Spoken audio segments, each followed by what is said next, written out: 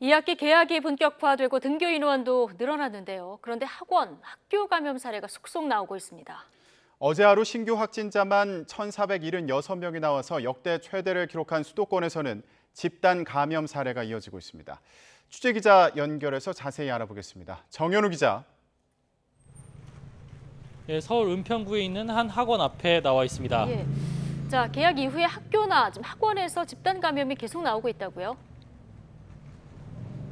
네, 그렇습니다. 제가 나와 있는 이곳 학원에서는 어제 추가로 5명이 확진 판정을 받아 누적 감염이 20명까지 늘어났습니다. 마스크 착용이나 거리 두기 등 지침이 이곳 초중고교생들이 다니는 학원에선 제대로 지켜진 것으로 확인이 됐는데 보건소 측은 건물 교습소 안에서 계속해서 수업을 하면서 감염이 번진 것으로 추정하고 있습니다.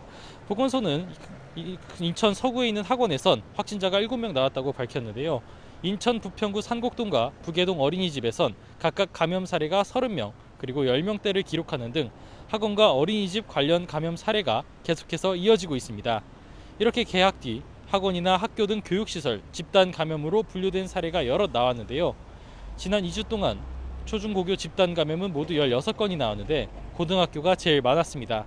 학교 안에서 감염된 사례가 60% 가까이 되지만 PC방 등 시설에서 외부 활동을 하면서 시작된 확진 사례도 많습니다. 충남에선 코인 노래방 관련 감염으로 3개 학교 학생들이 확진이 됐고 대구에선 노래방과 PC방을 거친 감염으로 7개 학교 학생이 양성 판정을 받았습니다. 학원에서 시작된 감염이 학교로 전파된 사례도 서울과 제주에서 각각 이어졌습니다. 네, 어제 하루 수도권에서 나온 확진자가 1,500명에 가까운 상황인데 수도권에서 새로운 집단 감염 사례가 학교나 학원을 제외하고도 계속되고 있다고요? 네, 그렇습니다. 어제 기준으로 서울, 경기, 인천 지역에서만 나온 신규 국내 발생 확진자는 모두 1,476명으로 전체 발생 환자 수의 70%를 넘겼습니다.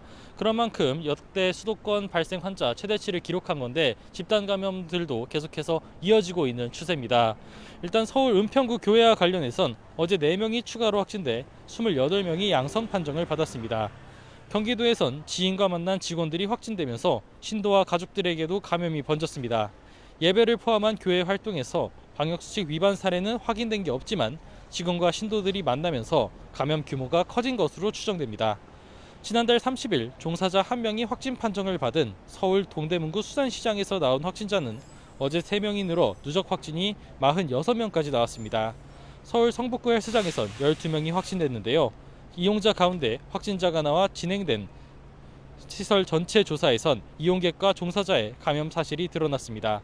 이러한 집단 감염 사례 외에도 신규 확진자 가운데 감염 경로가 확인되지 않은 비율이 36%로 연일 최고치를 기록해 감염 우려도 날로 커지고 있습니다. 지금까지 서울 은평구에 있는 한 학원 앞에서 YTN 정현우입니다.